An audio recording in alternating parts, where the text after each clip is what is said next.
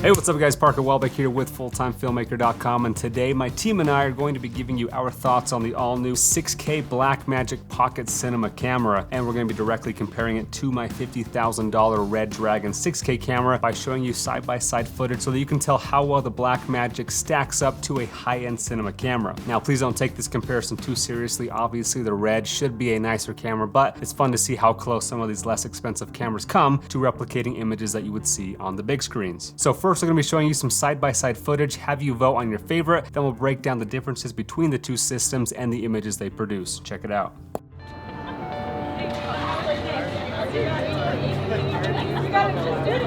I used up my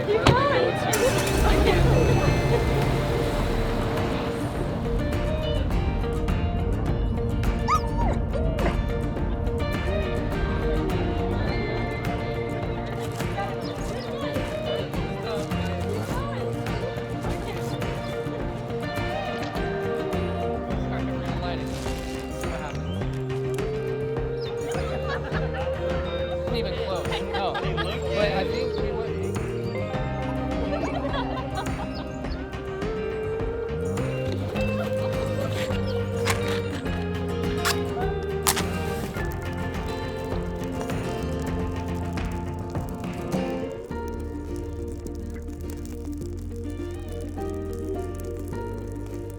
Now, my initial reaction to the footage itself is that the Blackmagic holds up super well to the Red, and given the price difference, that's really quite impressive, as it comes in at just $2,500 for the body only. Be aware though, you should plan on spending an additional $1,000 to $2,000 on other accessories to get it up and running, like multiple batteries, multiple memory cards, etc., while the Red, with all of its accessories, comes out to more around $50,000. So that's the main advantage to the Blackmagic, is that it's about 20 times cheaper. But let's see how well it stacks up in other categories to see if you get what you pay for, or if this is a diamond in the rough. First, let's talk about size and portability. There's no question that the Blackmagic is obviously the smaller of the two, coming in at just 2 pounds for the body only, and the Red at 5 pounds body only, which is a reason why we don't choose the Red for some run and gun shoots, because the sheer weight and size. So another point to the Blackmagic. All right, now let's talk about build quality. Immediately after opening the box of the Blackmagic and picking it up for the first time, we noticed that it feels quite a bit different than any of our other professional cameras.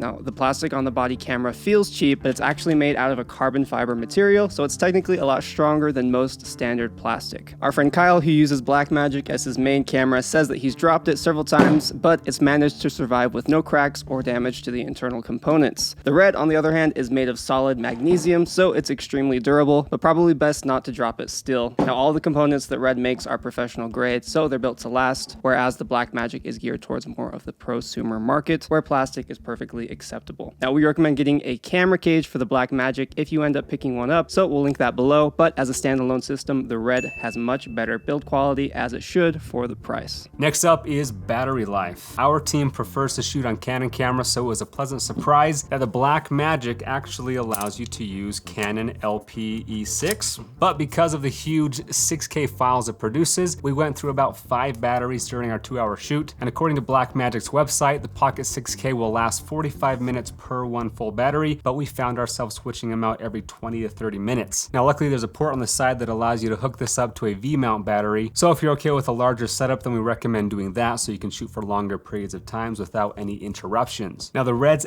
XL batteries last about 3 times longer at 60 to 90 minutes, and I can usually go all day shooting off about 4 or 5 of these. But same thing for longer takes, you might want to hook up a V-mount battery for this as well. But when using portable batteries like these, the Red is going to be the winner here. I just think 20 to 30 minutes for battery life just isn't acceptable, so I'm not even sure why Blackmagic made that their standard battery. So Red wins this category. Now onto the LCD screens. We found the large 5-inch 1080p screen to be the most attractive part of the Blackmagic. Keep in mind that if you want to get the most accurate display of colors, we recommend purchasing a color accurate external monitor such as the small Autofocus or the Atomos Ninja V. On the Red, we have the external 7-inch Red touchscreen that costs more than the Blackmagic camera itself. It is bigger and the colors are way more accurate in our opinion. So red wins this one as they should, but we still love the nice big built-in display on the Pocket 6K. All right, up next is ease of use. Now, if you're more familiar with DSLRs rather than bulky cinema cameras like we are, both the Blackmagic and the Red seem pretty intimidating when you first start to operate them. But we found that the on-screen controls, as well as the physical buttons that adjust settings on the Blackmagic, are a bit more intuitive than the Red. Now, the Blackmagic is geared for the prosumer market, so I think they purposely made it a little bit less intimidating and more welcoming than other cinema cameras. Now, Red also offers a week-long training that you can attend to be able to understand all the controls and functionalities of their cameras, which shows that there's a bit more of a learning curve with the Red. So that being said, the Blackmagic takes the win for this category. Next category is the lens mount options. We were stoked to find out that the Blackmagic will be using the Canon EF mount on the new Pocket 6K. So for our team as Canon users, that's a huge plus because all of our lenses are interchangeable. However, if you shoot primarily with Sony lenses, for example, the Canon EF mount probably isn't that exciting. Obviously, there's third-party adapters that you can look into, but that will affect the performance and may add some more complications to using the Blackmagic camera. Whereas on the Red, you can configure your camera to have a specific lens mount, such as what we have, the Canon EF, or you can also have a PL mount or other mounts as well. Each of these mounts is going to cost $1,000 plus though, so it's a nice option, but expensive. That having been said, for having multiple options, the Red wins this one, but for us personally, since we primarily use Canon lenses, this one's a draw for us. Since we're on the topic of lenses, let's talk about autofocus. Technically, the Blackmagic does have autofocus, but we don't usually recommend using it since it's fairly slow and unresponsive. We feel like the majority of filmmakers who would be drawn to this camera wouldn't care too much about the autofocus anyway, as it's more of a narrative camera, so it's not a huge drawback, but when filming interviews with an animated subject who moves around a bit, having some sort of an autofocus system comes in handy. The Red, on the other hand, doesn't even bother with autofocus because on large productions, that job is done by a focus puller. So we'll give this one to the Blackmagic because even though it's not that great, at least it's an option and hopefully will continue to improve. Now onto the main reason we chose to compare these two cameras, the resolution and frame rates. Now the Red camera can shoot 6K at up to 82 frames per second and up to 100 frames if you use a wider 2.4:1 aspect ratio. And the Blackmagic can shoot 6K at up to 50 frames per second and up to 60 frames at the wider aspect ratio. Now either way, the Red can shoot almost 2 times more frames at 6K. For the price though, 50 frames at 6K is crazy impressive for the Blackmagic. As for the quality of the 6K resolution, they are both awesome, but Red wins not only because of the higher frame rates, but also because of the bigger sensor size, which is our next category. Although they both shoot 6K resolution, the Red has a bigger sensor, so the quality of each pixel is going to be better. The Red has a crop factor of about 1.25, pretty close to full frame, and the Blackmagic has a crop factor of 1.58, which is closer to like an APS-C camera. Keep in mind this is also going to affect your lens choice, as the Blackmagic is going to crop significantly more. For the test footage we showed you, we used a 24mm Sigma on the Blackmagic, making it a 38mm after the crop factor, and we used a 35mm Sigma on the Red, making it around a 43mm after the crop factor. Also, the bigger sensor of the Red is going to give you more shallow depth of field, so point to the Red for having less crop factor, higher quality pixels, and more depth of field. As for the images each of these cameras produced, both gave us beautiful 6K images. However, a few other things to point out would be firstly dynamic range, or the camera's ability to capture both highlights and shadow detail. The Blackmagic features 13.5 stops of dynamic range, which is the same amount that we have on the 1DX Mark II, but the Red has over 16.5 stops of dynamic range. So as you can see in our tests, the Blackmagic just blows out highlights and crushes shadows a little bit more. So the Red wins this one easily, as it's just going to give you cleaner, more cinematic looking images. Moving on to our next test is low light performance. Now neither of these cameras are meant to do well in low light, as they are meant to be used on sets with well lit scenes. That having been said, the Blackmagic seemed to do a little bit better in low light, as it has dual native ISO, so when filming at 3200 ISO, it produces less noise than the Red would. Red does have a low light specialty camera called the Gemini 5K that would outperform the Blackmagic, but the 6K Dragon wasn't made for low light, so Blackmagic wins this one. Diving into our next category, let's talk about post workflow and color gradability. If you're using Premiere Pro, you'll be disappointed to hear that the Blackmagic's RAW files can't be imported into Premiere Pro unless you buy the B-RAW Studio plugin for $30. So Red definitely has an advantage there, since you can easily import Red files right into Premiere without needing to buy any plugins. As for how smooth the workflow is with both of these files, we color graded both the camera files and edited them without using proxies solely to see how they would hold up against one another. This obviously depends on your computer specs, but editing these at half playback resolution worked out just fine and didn't cause any lagging to occur once we we started layering on the color grade. So no winner here, but as for color grading at 6K, both the Red and the Blackmagic have a 12-bit color depth, so they both give you great flexibility for color grading. We were super impressed with Blackmagic and the color science that they've come up with. However, in the editing room, we did feel that Red's footage was easier to manipulate per color and to achieve the look we were going for, while Blackmagic, on the other hand, was a little bit laggy and took twice as long to achieve the same colors we wanted. So we'll give this point to Red, but Blackmagic isn't too far behind. Next category is codecs and file sizes. After our 2-hour shoot, we had 290 gigabytes of footage from the Blackmagic shooting in RAW and 344 gigabytes of footage from the Red in RAW. So the file sizes between the two don't vary too much. The codecs themselves are just different. Blackmagic does require you to download a $30 plugin in order to edit RAW clips in Premiere, so that's the only drawback there with the codecs. Other than that, I'd say this one is a draw. Up next is the memory card options for recording. Now the Blackmagic has a couple different ways that you can record and save your footage right out of the box. The most obvious way is by using a CFast 2.0 card and inserting it into the card slot, but be aware that some CFast 2.0 cards aren't fully compatible with this camera. So just make sure that you check the memory card compatibility list that Blackmagic provides so you don't accidentally buy the wrong one. Now Blackmagic also gives you the ability to record directly to an external SSD like the Samsung T5 for example. Now these typically run a lot cheaper than CFast 2.0 cards, so it might be worth checking out. Plus with the external cage that we recommend, you can attach an SSD to keep your setup all together. Now as for the Red, unfortunately you can only record directly to the Red mini mags, which start at $1,500 for less than 500 gigabytes, so it's not nearly as affordable as Blackmagic. The clear winner here is the Blackmagic for having multiple recording options and being a lot cheaper than Red. Finally, on to our last category is going to be overall image quality.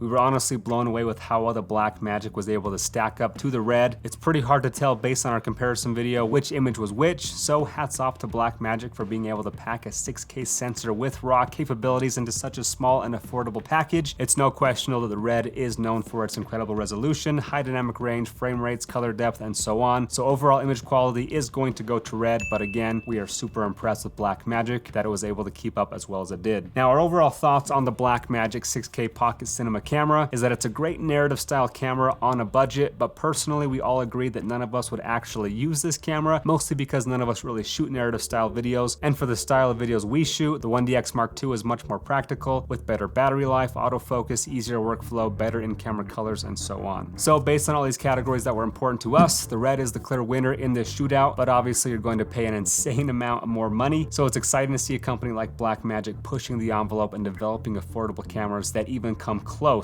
to a cinema camera. But hopefully this helped you guys get an idea of how good the Blackmagic cinema camera really is, along with some of its limitations to be aware of. Special thanks to Adorama for sending this to us. We've linked in the description where you can buy one for yourself. Also, this comparison was a team effort, so special thanks to Landon and Jake and our buddy Kyle Abbott for doing some research and shooting and editing this video. You can check out more of their work by clicking in the links below. Also, as our team continues to grow, we're going to have more manpower to produce more videos like this, so leave comments for us below letting us know what gear you'd like to see us test out next, or other ideas for content you'd like to see on our channel. And as always, if you'd like to learn more about becoming a master at achieving cinematic shots, as well as how to run your own video production company, you can join our online film school at fulltimefilmmaker.com to see over 300 more tutorials just like this, or to see a preview of what the course is like, you can sign up for our free 1-hour filmmaking training by clicking over here. But that's it, thanks for tuning in, don't forget to subscribe, and if you have any further questions, please let us know.